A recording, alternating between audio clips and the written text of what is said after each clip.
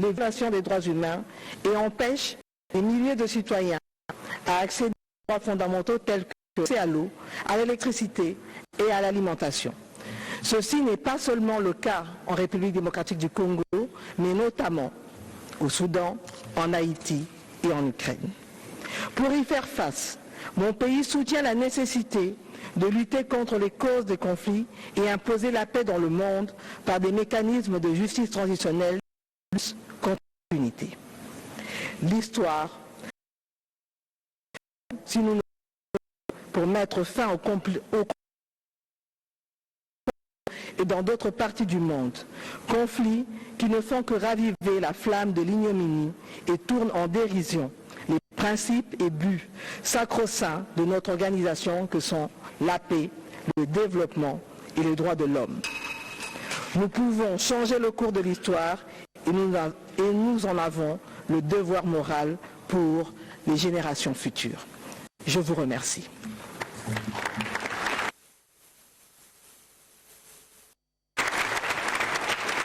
Excellence, je vous remercie. J'ai maintenant l'honneur d'inviter son Excellence M. Musalia Mudavadi, le premier secrétaire du cabinet et secrétaire du cabinet pour les affaires étrangères et de la diaspora du Kenya, à prononcer son discours.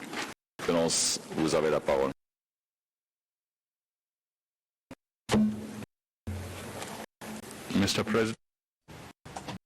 Monsieur le Président, Excellences, chers collègues, tout d'abord, permettez-moi de vous féliciter, Monsieur le Président, de votre accession à la présidence du Conseil.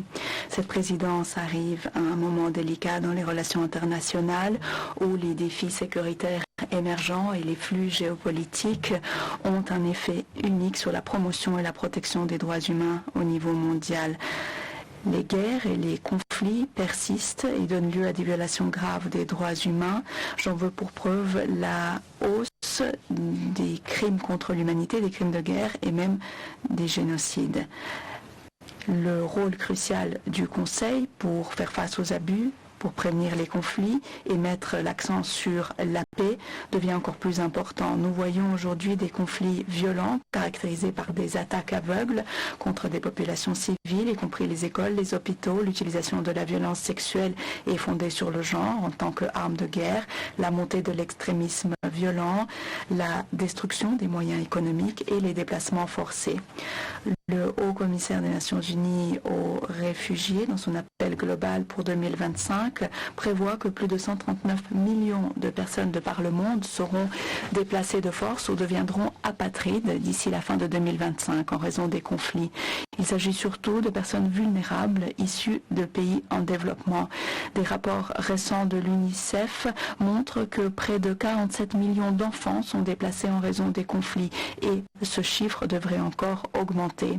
Une organisation mondiale, Save the Children International, nous indique qu'un enfant sur 11 est privé de ses droits fondamentaux, de vivre, d'apprendre, d'être protégé et de prospérer, et ce en raison d'un conflit violent, de changement climatique ou d'instabilité économique mondiale.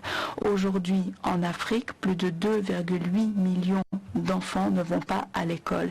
Les guerres au Soudan, en République démocratique du Congo, en Libye, à Gaza, au Liban, en Ukraine, en Haïti, au Myanmar, sont quelques-uns des exemples notables des crises, y compris des conflits oubliés d'Afrique.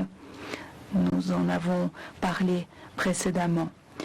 Le Kenya poursuit son engagement actif dans les initiatives de paix au niveau régional et international, y compris en RDC, au Soudan, en Somalie et en Haïti, entre autres. En effet, nous reconnaissons que la paix durable est liée à la promotion et la protection des droits humains. Il faut donc intégrer pleinement les considérations des droits humains dans les missions de paix et les mécanismes généraux de règlement des conflits. Nous pensons que le travail du Conseil est plus essentiel que jamais. C'est une plateforme critique pour remédier aux violations des droits de l'homme qui sont souvent la cause et la conséquence des conflits. Monsieur le Président, nous pensons que malgré des défis significatifs, le multilatéralisme reste notre option la plus viable pour répondre aux problématiques mondiales et promouvoir les droits humains. Par conséquent, pour maintenir sa crédibilité et son efficacité, nous devons éviter la politisation et l'application sélective des normes. Le Conseil devrait être une plateforme de dialogue constructif, d'évaluation impartiale et de collaboration en encourageant le véritable progrès dans le contexte des droits humains.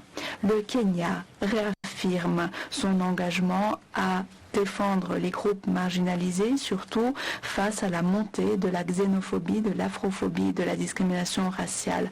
En tant que président rapporteur du groupe de travail intergouvernemental sur la déclaration de Durban, le Kenya s'engage à lutter contre le racisme et l'intolérance qui est associée et à saluer la deuxième décennie internationale pour les personnes d'ascendance africaine et l'accent mis sur la justice réparatrice et le développement. Il faut également mentionner le thème de l'Union africaine pour 2025, justice pour les Africains et les personnes d'ascendance africaine grâce aux réparations. C'est une démonstration claire de l'attachement de l'Afrique à la justice, à la redevabilité et à la reconnaissance des injustices historiques. Nous saluons le Conseil pour son travail essentiel de reconnaissance du lien inextricable entre les changements climatiques et les droits humains. Il faut de toute urgence faire face aux crises environnementales. C'est une reconnaissance du lien direct entre la dégradation de l'environnement et les violations des droits de l'homme. Le Kenya va continuer à défendre cette cause pendant qu'il siégera au Conseil. Nous soulignons l'importance de respecter les principes de l'accord de Paris. Nous pensons que le financement climatique et le fonds pour les pertes et préjudices sont essentiels et sont le minimum de ce qui est nécessaire pour une transition juste et une justice climatique plus largement. Nous sommes témoins des effets profonds des changements climatiques sur les vulnérabilités existantes, sur la marginalisation et sur les menaces existantes. Ces changements climatiques contribuent à l'instabilité et au conflit dans une région déjà fragile. Nous reconnaissons le paysage qui évolue des droits de l'homme à l'ère numérique. Nous nous engageons à y remédier de façon proactive. Nous avons examiné notre politique de 2014 sur les droits humains pour intégrer les questions émergentes, notamment liées à la technologie et à la fracture numérique. Nous pensons que le Conseil a un rôle essentiel à jouer pour promouvoir l'accès équitable aux technologies émergentes, à l'infrastructure critique et aux compétences nécessaires pour la pleine participation à la société de l'information. Nous soulignons que réduire la fracture numérique est essentiel pour faire en sorte que les technologies n'exacerbent pas les inégalités existantes. À cette fin, pendant son mandat, le Kenya souhaite défendre la reconnaissance de l'accès aux technologies comme composante essentielle du droit à l'information, tel que consacré à l'article 19 de la Déclaration universelle des droits de l'homme et l'article 19 du pacte international relatif aux droits civils et politiques. Nous saluons tous les efforts déployés pour que les technologies soient accessibles, abordables et bénéfiques pour tous. Monsieur le Président, nous reconnaissons le droit au développement en tant que possibilité essentielle d'encourager un environnement où chaque personne et chaque société peut réaliser pleinement son potentiel. Nous allons utiliser notre position au Conseil pour défendre un ordre international équitable et démocratique au service de toute l'humanité. Cela comprend d'aborder la question essentielle de la dette extérieure et ses effets sur la capacité des États de promouvoir et protéger les droits de l'homme. Nous pensons que le Conseil a une position unique pour servir de plateforme pour discuter et faire avancer les réformes de l'architecture financière internationale pour assurer une plus grande équité. Le Kenya respecte les droits de l'homme. J'en veux pour preuve le fait que nous sommes partis à la plupart des instruments internationaux des droits de l'homme. Nous nous engageons à les mettre en œuvre pleinement, ce qui passe par des rapports présentés régulièrement aux organes conventionnels et par les dialogues. De plus, nous sommes un membre actif des mécanismes régionaux des droits de l'homme, y compris la Cour de justice de la Communauté d'Afrique de l'Est et la Charte africaine des droits de l'homme et des peuples. Au niveau national, nous avons mis en œuvre différents mécanismes juridiques, politiques, judiciaires et autres pour préserver la jouissance de ces droits par tous les citoyens.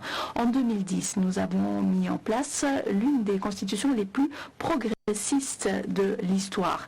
Le chapitre 4 est consacré à la charte des droits qui protège les droits et libertés fondamentales. Cette charte s'applique à tous sans aucune discrimination. Nous sommes bien conscients du fait que la corruption constitue une menace pour les droits humains. La corruption, en effet, souvent facilite et aggrave la violation des droits humains contre les groupes vulnérables en empêchant leur accès aux droits et services tels que la représentation juridique et un procès équitable, les droits fonciers, l'éducation, la santé et la protection sociale. Nous continuons de renforcer les institutions, la législation, les réglementations et les politiques afin de lutter contre la corruption, y compris par le biais de la Commission sur l'éthique et la lutte contre la corruption. Nous avons honoré notre engagement en adressant une invitation permanente aux procédures spéciales depuis 2015 et nous avons toujours accepté les demandes de visite et répondu aux recommandations. Nous reconnaissons également les contributions précieuses de la société civile et des commissions des droits de l'homme nationales et publiques. Nous travaillons avec ces acteurs et intégrons leurs points de vue dans différents rapports. Nous sommes les champions de la protection des droits de l'homme des groupes vulnérables, y compris les réfugiés. Nous avons des lois et des politiques telles que le plan Sherika qui garantissent la dignité et les droits économiques de ces victimes de déplacements forcés. En conclusion, en tant que chantre de ce Conseil et de ces mécanismes vitaux, le Kenya promet de poursuivre son travail actif sur la scène internationale alors qu'il siège au Conseil. Nous réaffirmons que les droits humains demeurent la pierre angulaire de notre humanité commune, guidée par notre Constitution et la Déclaration universelle des droits de l'homme qui constitue la base des normes internationales des droits de l'homme. Nous nous engageons à promouvoir une société juste au niveau national et international. Nous avons mis la barre très haut pour protéger et élargir la liberté d'expression, la liberté de la presse, le respect du caractère sacré de la vie, la lutte contre toutes les formes de violence et la violence fondée sur le genre et le féminicide, entre autres. Notre objectif primordial est de contribuer à un monde juste, équitable et plus respectueux des droits humains pour tous. Je vous remercie. Excellence, je vous remercie. Excellence, mesdames et messieurs, nous allons après observer une brève pause afin de permettre à nos éminences d'inviter son Excellence le Président de l'Assemblée générale, son Excellence le Secrétaire général des Nations Unies ainsi que le Haut-Commissaire aux droits de l'homme de prendre congé. Je prie respectueusement les délégués du bien vouloir demeurer à leur place quand nous reprendrons immédiatement nos travaux avec l'ouverture du segment de haut niveau. Je vous remercie.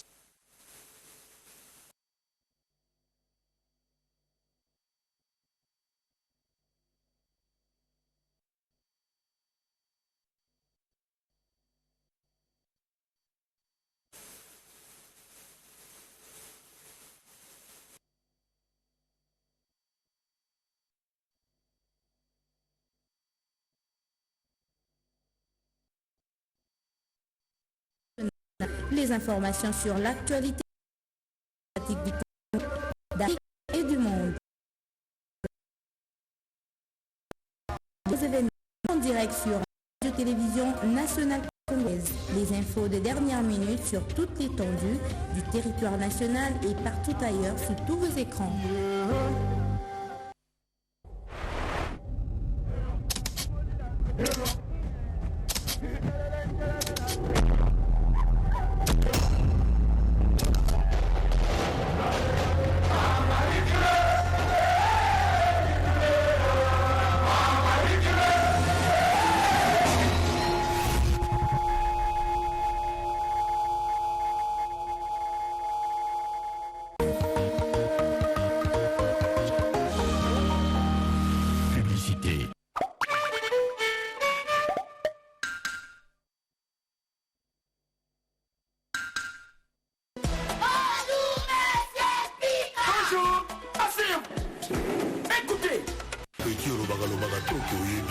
13 multiplié par nombre min égale caca 1. Qui peut répondre à cette question? Moi, Quel pays? 13 multiplié par 0,100 égale 1,3. Les amis, tout nombre inférieur à 7 après virgule donc. Donc c'est 1. Bravo!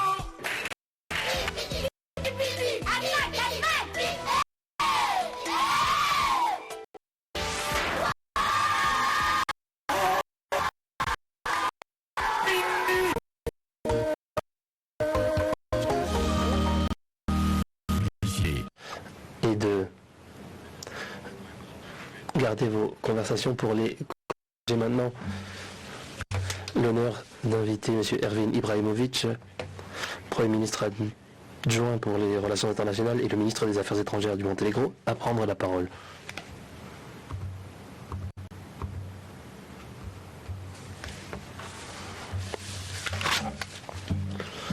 Excellences, Mesdames et Messieurs, j'ai l'honneur de m'adresser au Conseil des droits de l'homme au nom du Monténégro. Je félicite l'ambassadeur Lauber de son élection à la présidence du Conseil. Je suis convaincu que sous sa direction éclairée et grâce à l'engagement de longue date de la Confédération suisse en faveur des valeurs démocratiques, le Conseil continuera de remplir sa mission principale consistant à s'occuper, protéger et promouvoir les droits de l'homme dans le monde entier. Le rôle proactif du Conseil est plus crucial que jamais. Une nouvelle année marquée par d'horribles conflits armés d'une ampleur sans précédent, de l'Ukraine et de Gaza à la RDC, au Soudan, au Myanmar et bien au-delà, avec des effets dévastateurs sur la vie de millions de personnes. Cela est particulièrement important pour le recul mondial des droits de l'homme, aggravé par la crise climatique, la dégradation de l'environnement et le numérique non.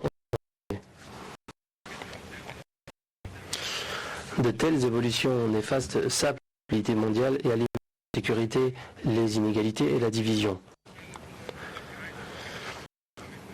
Elles mettent aussi clairement en évidence une crise commun à défendre et à respecter les principes fondamentaux du droit international et les normes mondiales auxquelles nous nous sommes tous engagés.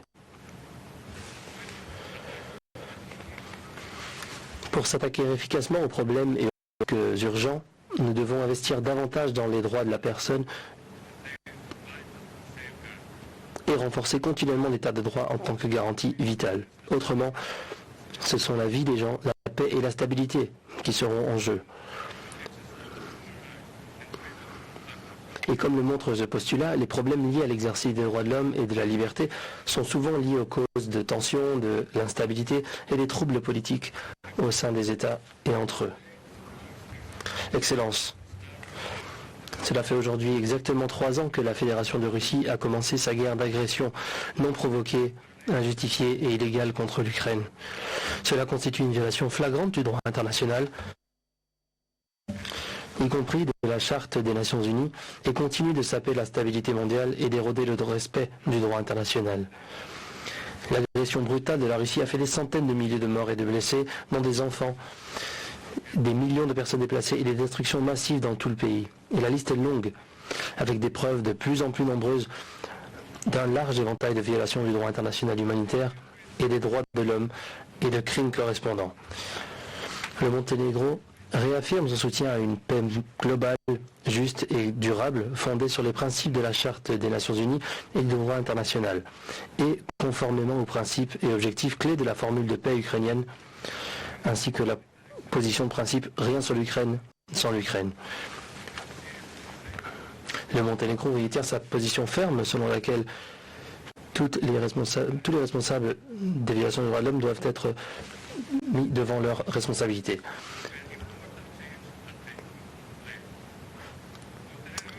Certains événements historiques, notamment en Syrie et au Liban, sont en cours.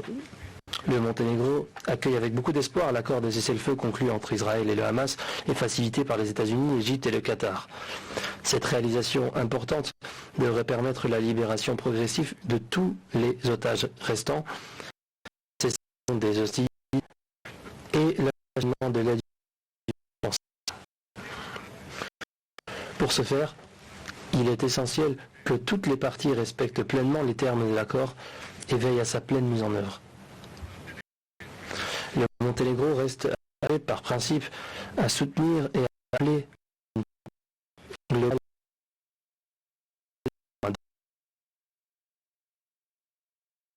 pur dans la paix, la sécurité actuelle.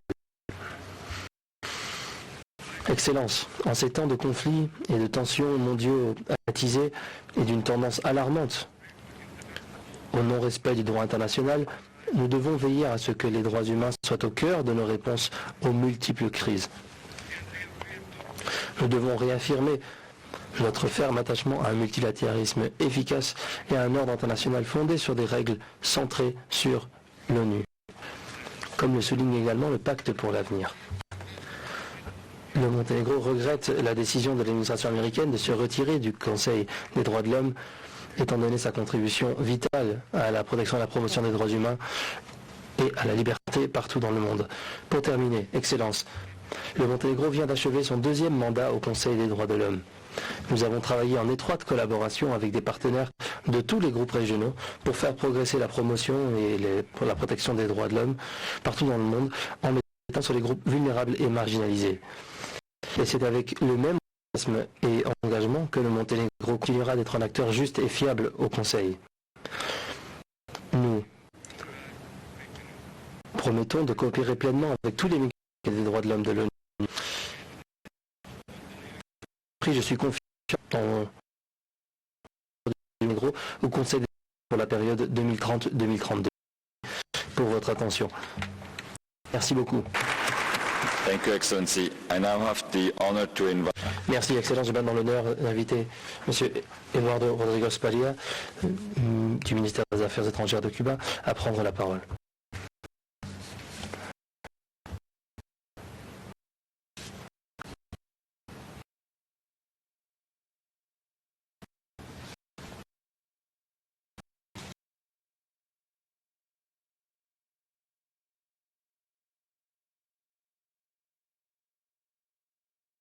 Les nations internationales et le multilatéralisme sont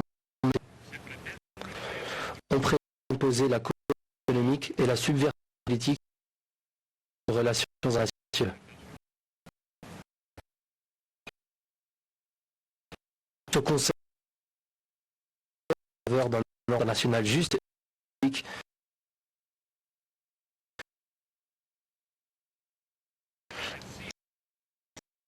au développement par tous les États et la durabilité environnementale garantissant l'exercice de l'homme. Ce conseil est un instrument important pour la promotion et pour la défense des droits de l'homme. Et la manipulation, la politisation, la sélectivité et deux mesures.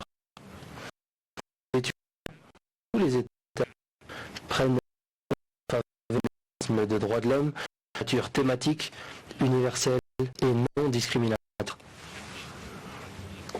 Nous constatons avec une grande inquiétude que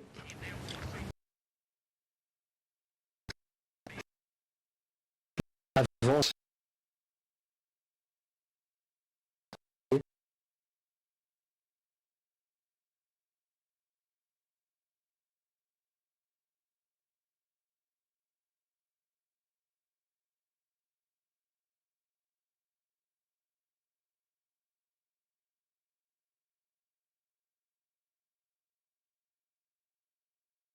tribunaux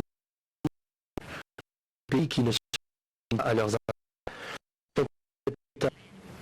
et mettent en crédibilité et son existence. L'histoire néfaste de l'implosion de la vie des droits de l'homme ne doit pas se répéter. Les États-Unis, complices actifs du génocide par les Israéliens à Gaza, remet en question l'agenda du privé et historique.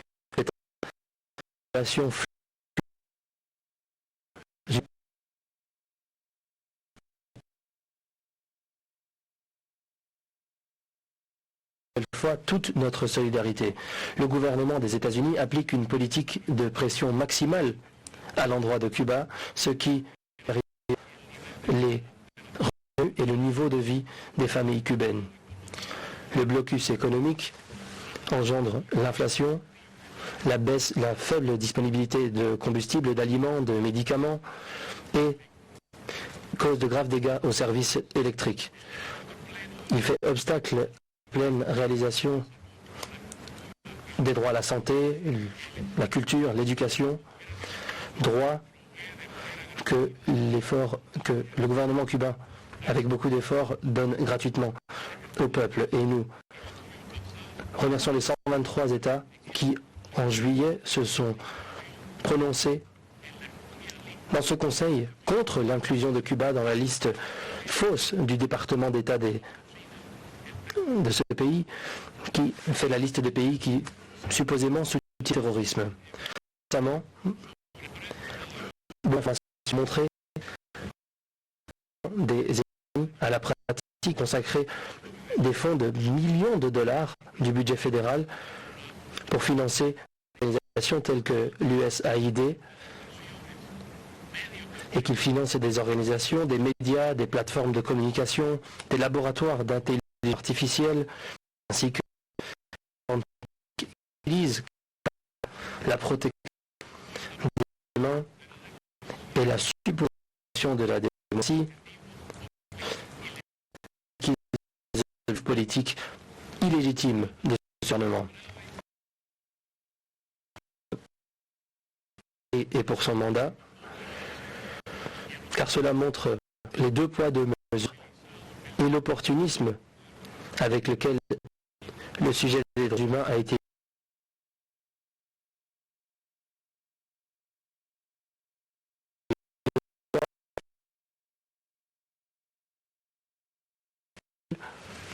et accepté plus de 80% des recommandations formulées, recommandations qui sont étudiées et réalisées. En octobre de l'an dernier, nous sommes présentés avec le comité de discrimination à l'égard des femmes. Nous avons envoyé des rapports nationaux au sujet et des disparitions forcées, comité compétent, et nous avons reçu des visites académiques, reçu 4 groupes spéciaux, un expert des organes conventionnels. Il s'agit d'une relation que nous voulons continuer de cultiver ensemble. Monsieur le Président, Cuba demeure ferme dans sa résistance inextinguible. Nous défendons notre souveraineté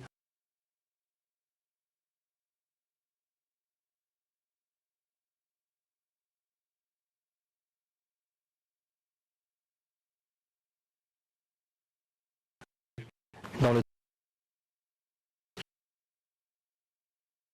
Cuba continuera de raisonner pour défendre la pleine dignité de l'homme.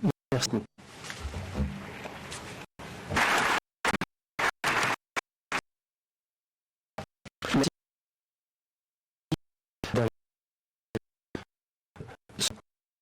Ian Borg, ministre des Affaires étrangères, par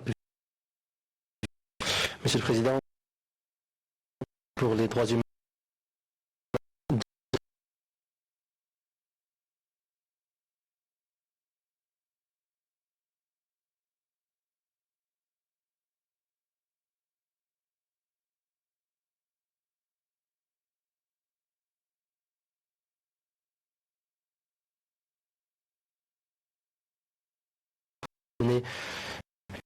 mondial du changement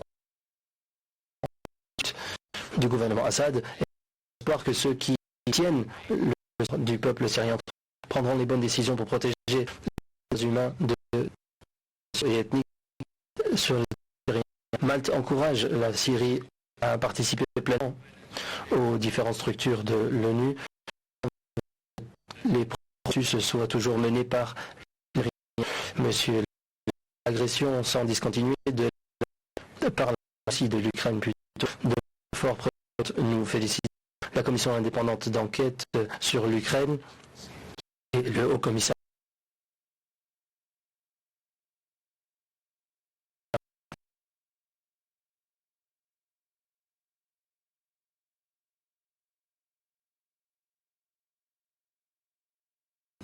Bien, c'est total toutes les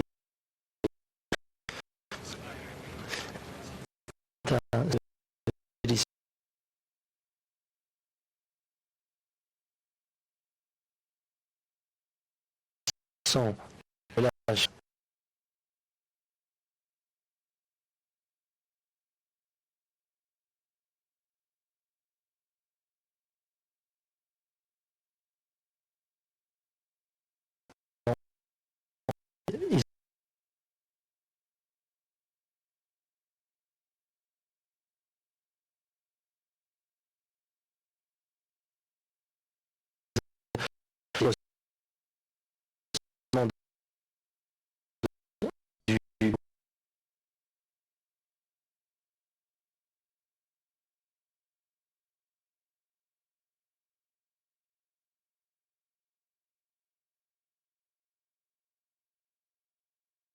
Pour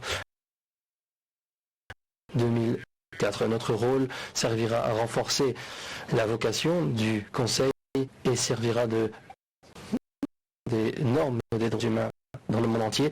Nous nous déclarons prêts à travailler avec d'autres pendant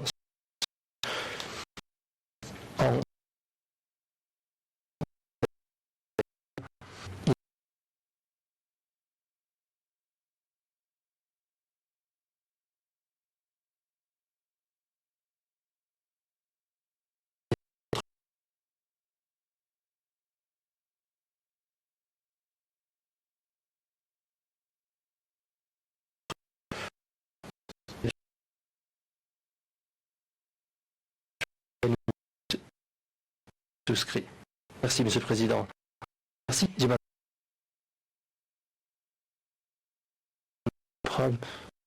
Ministre des Affaires étrangères.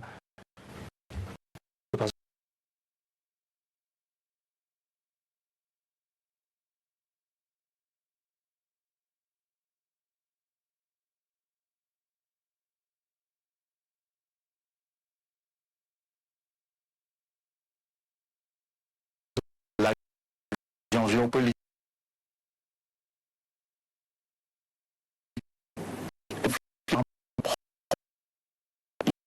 de nombreuses régions. Ce défi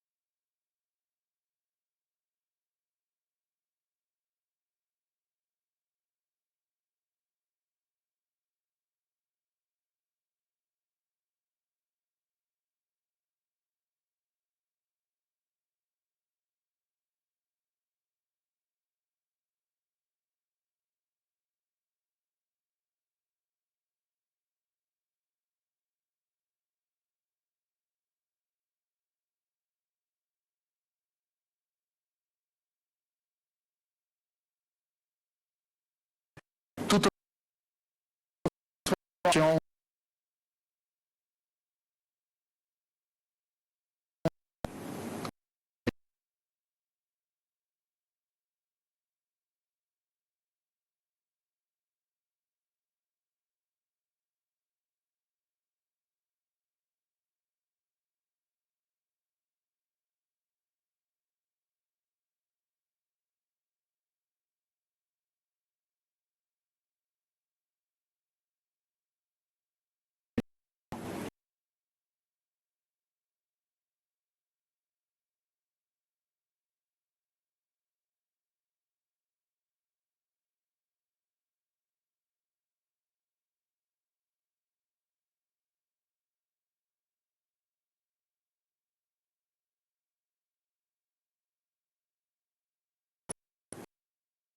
2 et en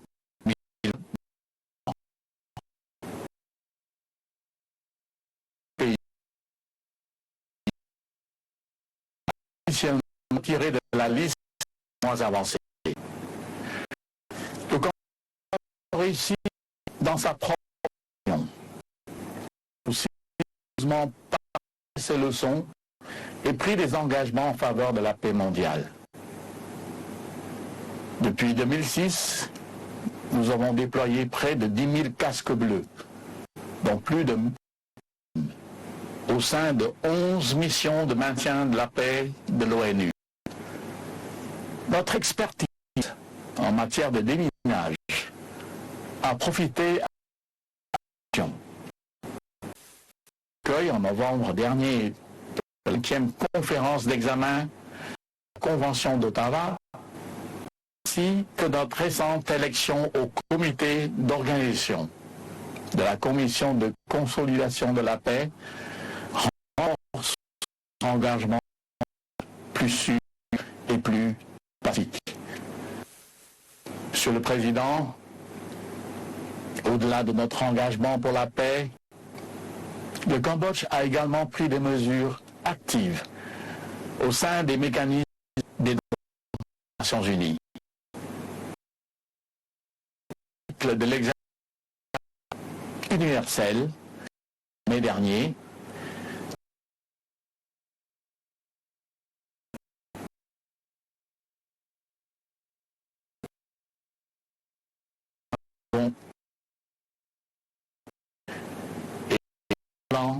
notre protocole d'accord avec le Haut Commissaire aux l'homme, nous avons témoigné de notre engagement envers la promotion et la protection des droits humains, ainsi que notre ouverture à un dialogue constructif et continu avec le Bureau et les rapporteurs spéciaux.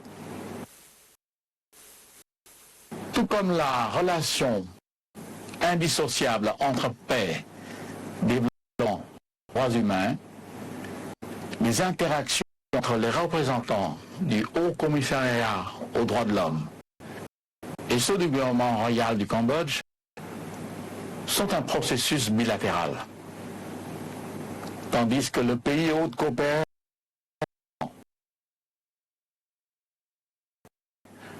doivent, eux, assumer leurs responsabilités en suivant une approche authentique, fondée sur le dialogue, sans confrontation, politisation, ni sélectivité, et éviter la politique du double standard.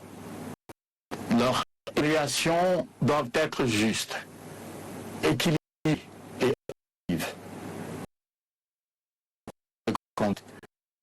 tout en tenant compte des contributions du pays. Ces principes risqueraient de nuire à la crédibilité du système et d'éroder la confiance mutuelle. Monsieur le Président, notre espace reste ouvert. Des initiatives telles que les forums réguliers de partenariat entre le gouvernement et la société civile, dont le dernier s'est tenu en décembre dernier, illustrent l'engagement du Cambodge en faveur d'une gouvernance inclusive. Tous les droits humains, civils, politiques, économiques, sociaux et culturels, y compris les droits, méritent une attention juste et équitable. Exercer la responsabilité. Merci. Merci beaucoup.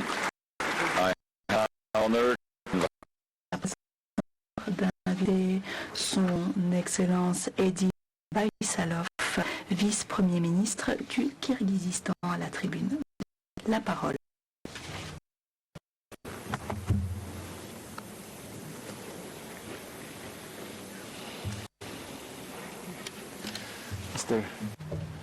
Monsieur le Président Laubert, Excellences, Mesdames et Messieurs, pour le Kirghizistan, la protection et la promotion des droits humains ne sont pas que des aspirations. Il s'agit d'engagements fondamentaux qui définissent notre nation et constituent notre ADN. Nous sommes convaincus que la responsabilité première de respecter les droits humains incombe à l'État. Un gouvernement juste, solide et efficace est la base pour protéger et faire avancer les droits de tous les citoyens. C'est pour cette raison que nous avons pris des mesures décisives afin de renforcer l'état de droit et lutter contre la corruption, en éliminant des réseaux criminels qui, pendant longtemps, ont sapé la gouvernance, le développement économique et la confiance publique. Nos efforts portent leurs fruits en rendant nos institutions plus résilientes et notre démocratie plus dynamique. Au cours des 4 dernières années, sous la présidence de M. Sadir Japarov, nous avons connu une transformation économique.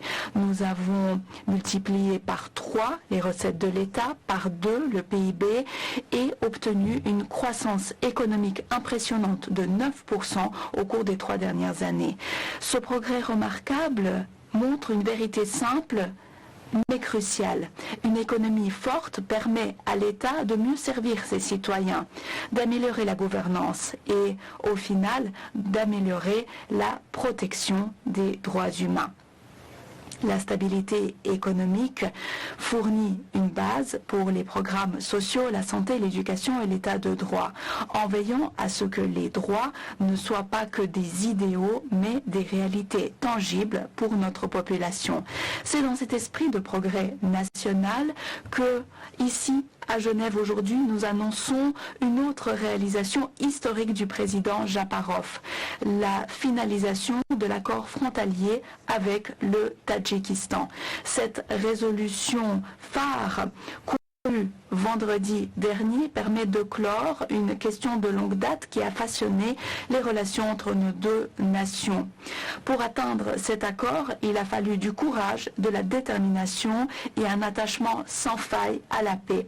Cet accord est un témoignage du pouvoir de la diplomatie et de la coopération régionale et nous sommes fiers de faire avancer cet élan.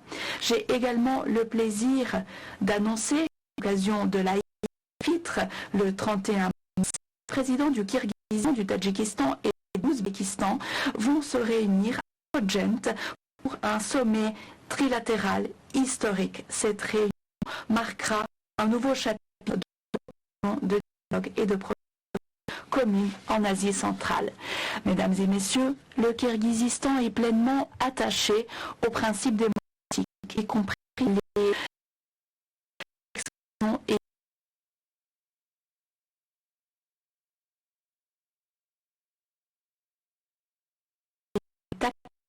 citoyens pour politique.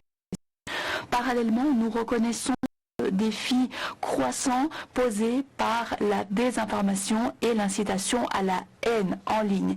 Nous travaillons avec les partenaires internationaux pour veiller à ce que la liberté de parole soit protégée, mais qu'elle ne soit pas manipulée pour semer la division ou saper la cohésion sociale. Nous prenons également des mesures concrètes pour faire avancer l'égalité des genres, protéger les droits des travailleurs et promouvoir la justice sociale. La représentation des femmes à la gouvernance continue de croître et nous restons attachés à une société inclusive où toutes les personnes, indépendamment de leur origine, peuvent réaliser pleinement leur potentiel. Excellence, en ces temps difficiles, nous ne pouvons ignorer les souffrances de personnes en crise. Nous sommes très préoccupés par la situation en cours à Gaza. Nous réaffirmons notre soutien sans faille aux droits du peuple palestinien, à l'autodétermination et à un État tel que reconnu par le droit national. Nous sommes particulièrement préoccupés par toute proposition qui implique le déplacement forcé de la population palestinienne. Soyons clairs, ces actions ne seraient rien moins que du nettoyage ethnique. Le Kirghizistan est fermement opposés à toute tentative visant à déplacer des civils de force de leur terre. Ce serait une violation grave du droit international. Nous exhortons la communauté internationale à faire respecter la justice, à prévenir les châtiments collectifs et à œuvrer pour un règlement pacifique qui assure les droits et la dignité de toutes les personnes de la région. Mesdames et messieurs les chefs de délégation,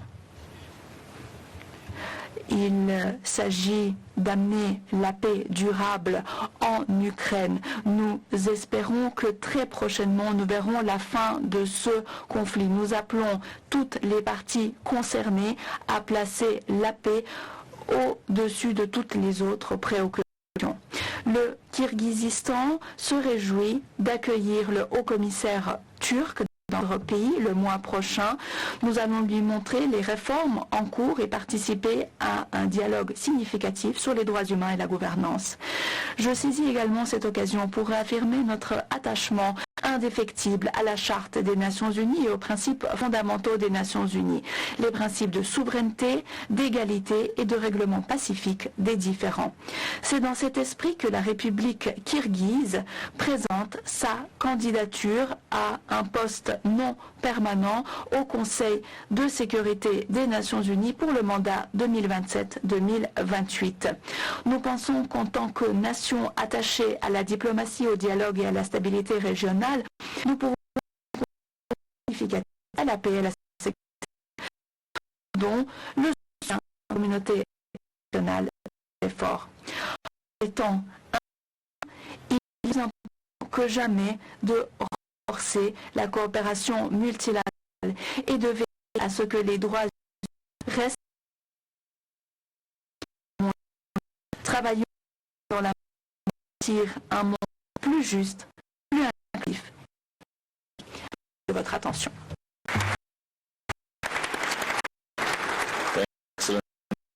Et à vous, Excellence, dans l'honneur d'inviter son Excellence Madame Laura Camila Silva Torres, ministre des Affaires étrangères de la Colombie. Vous avez la parole.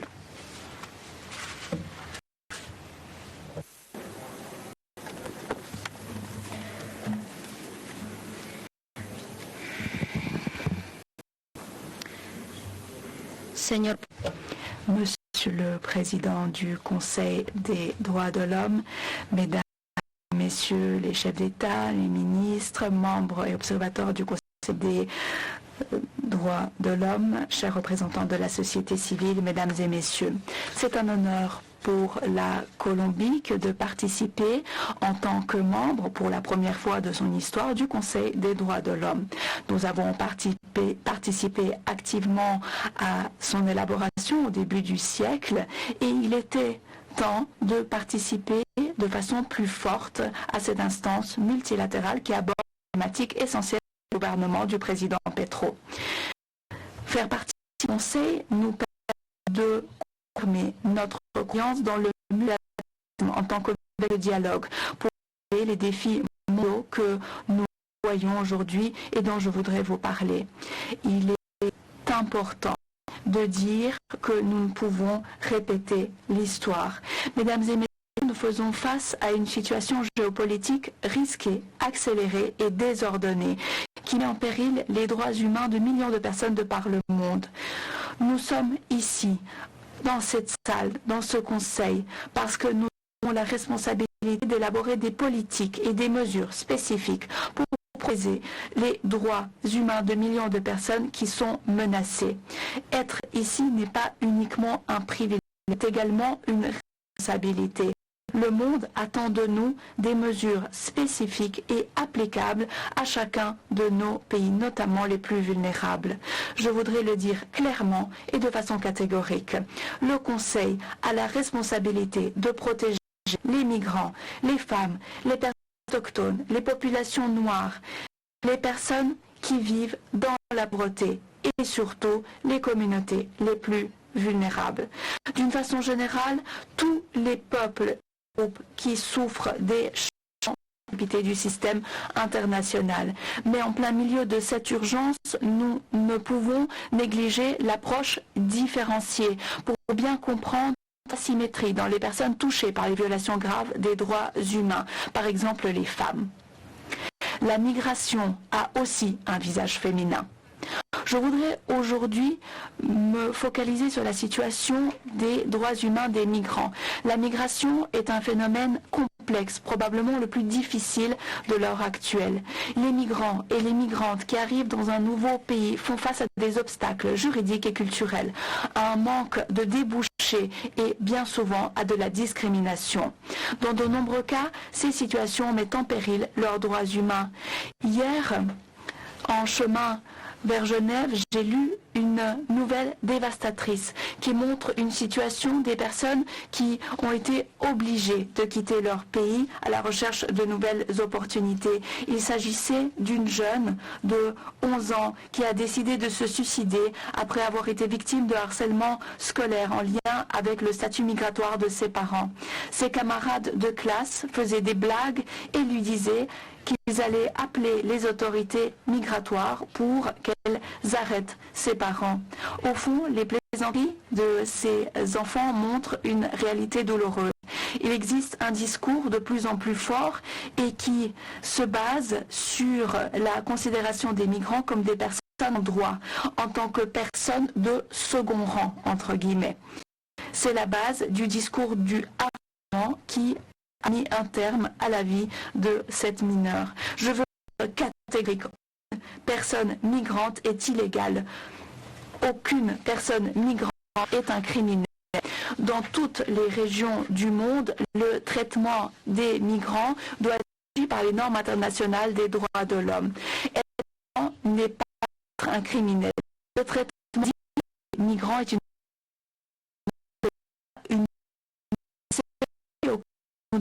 face aux gens et qui garantir que personne accueille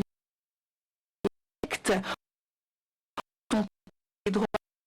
La Colombie, par exemple, a dû relever dans des droits migratoires et nous avons choisi une politique de réglementation des migrants.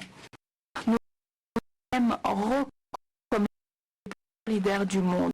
Au cours des 5 dernières années, la Colombie a régularisé plus de 2,5 millions d'étrangers qui vivent sur notre territoire.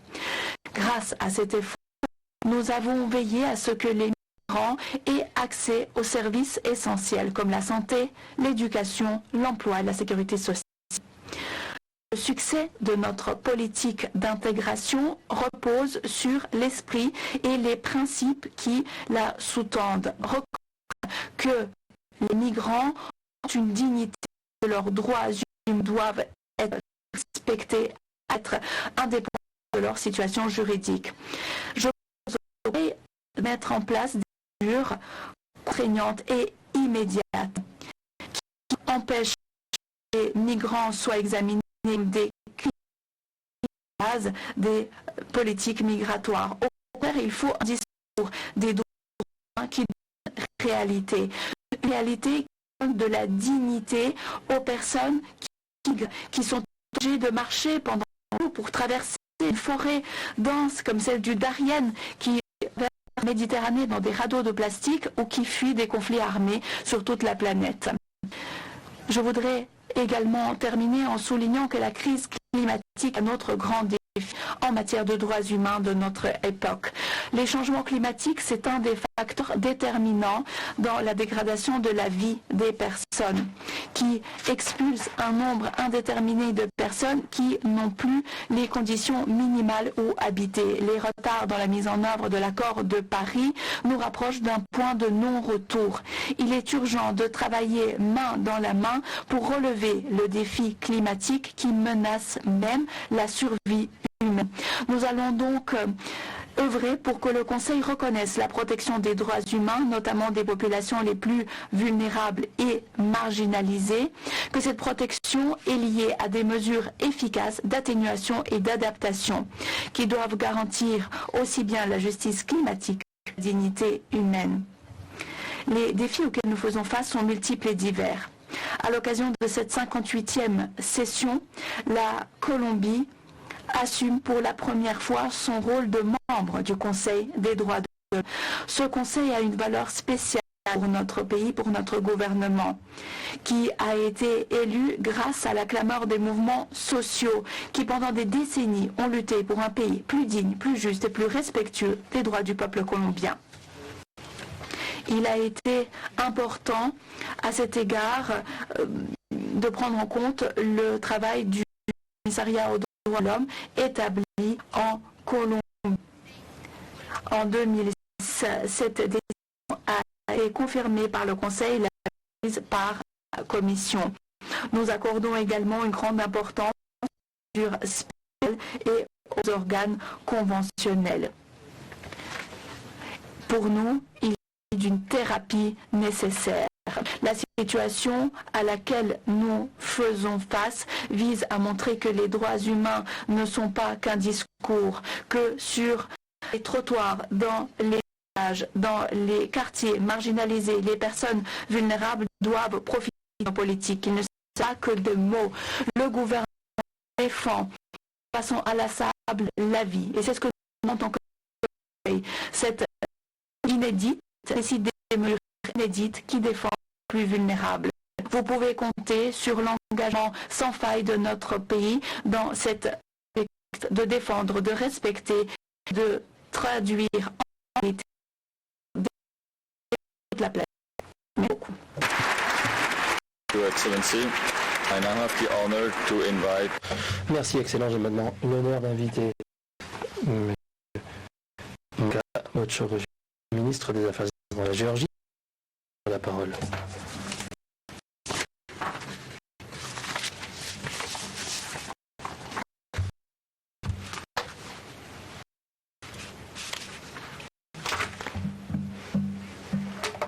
Monsieur le Président, Excellence, il y a 3 ans exactement, la guerre de la Russie contre l'Ukraine a commencé et continue de causer des souffrances humaines indicibles et des violations flagrantes du droit international.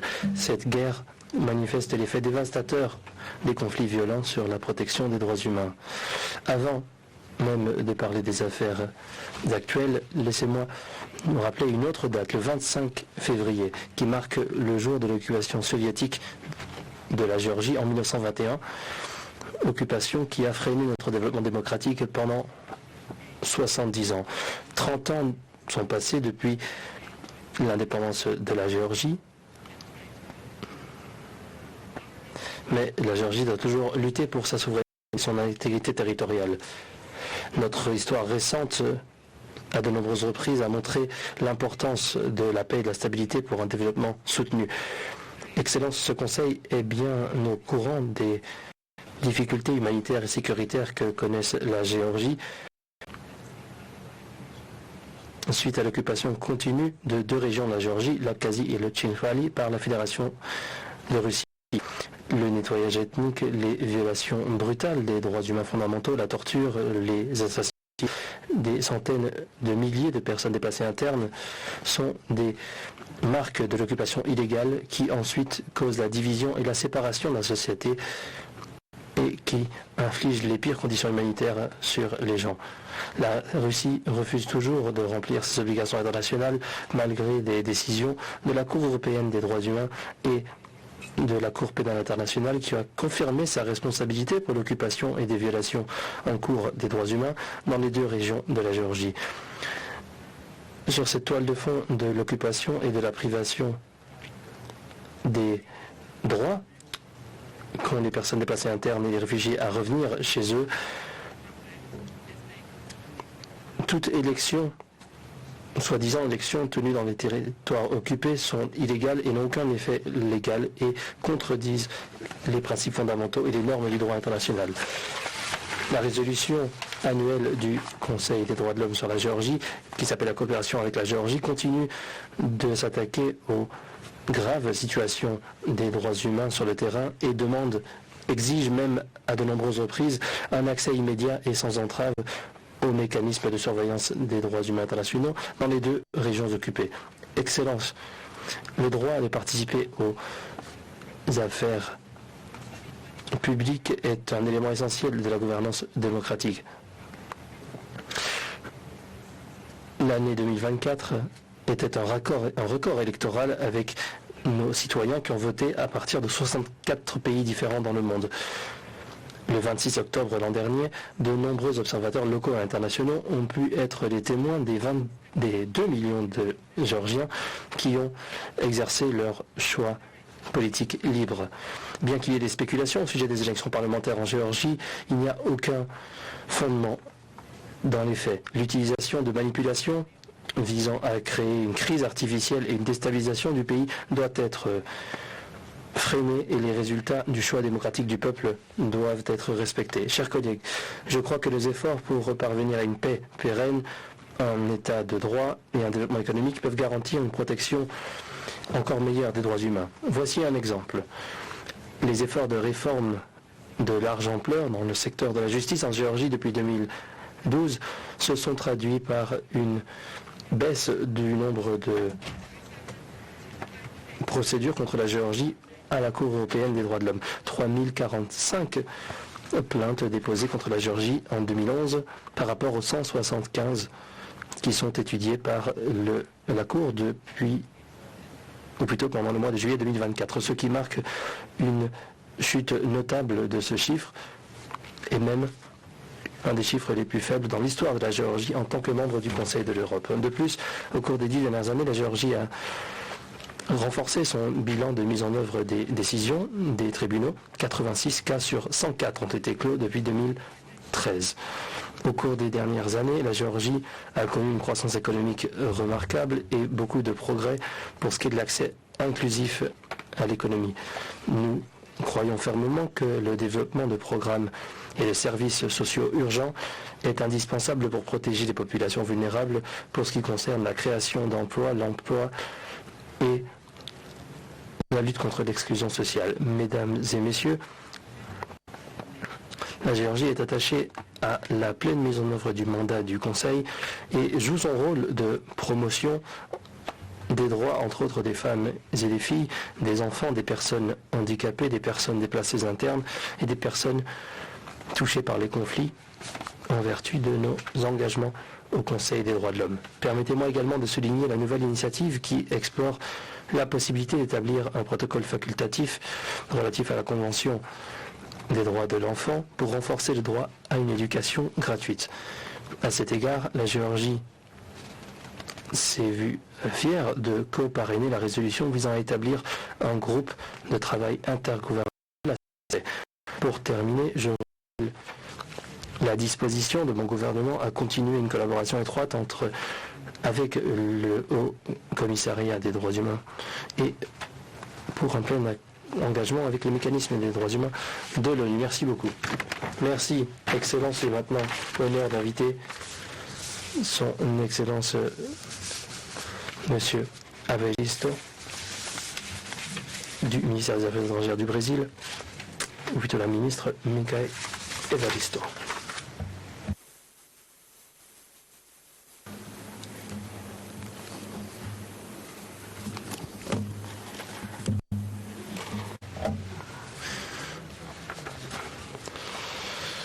Monsieur Jürg Lauber, président du Conseil des droits humains, Excellence, c'est avec un honneur et un sens de responsabilité que j'affirme l'engagement du Brésil pour les valeurs démocratiques, la défense de l'état de droit et des droits humains.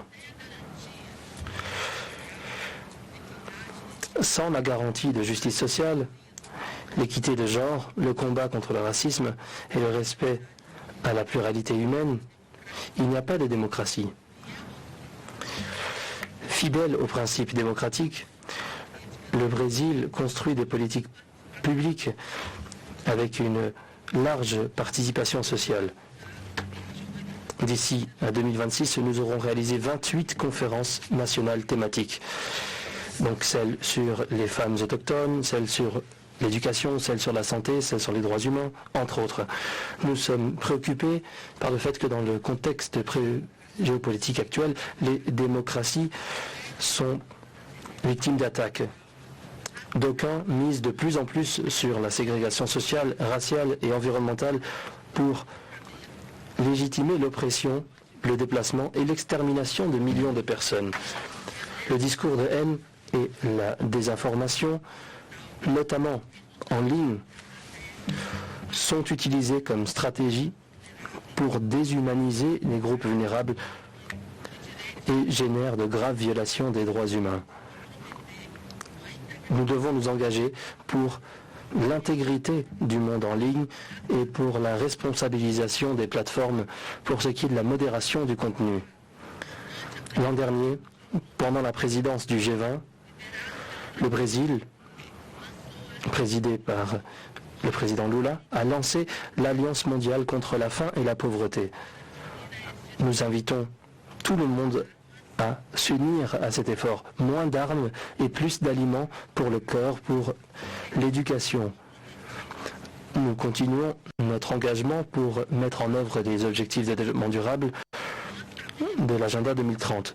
Le lancement de l'ODD 18 sur l'égalité ethnico-raciale est une contribution fondamentale à la lutte contre le racisme lors de la deuxième décennie internationale pour les personnes d'ascendance africaine.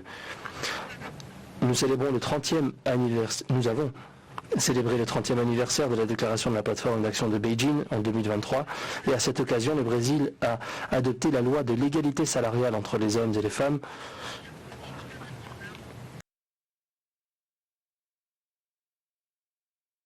des soins qui équilibrent les responsabilités de soins et de prise en charge entre la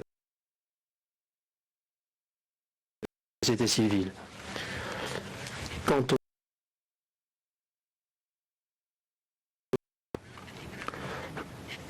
nous agissons pour une politique migratoire effective guidée par les droits humains. Le gouvernement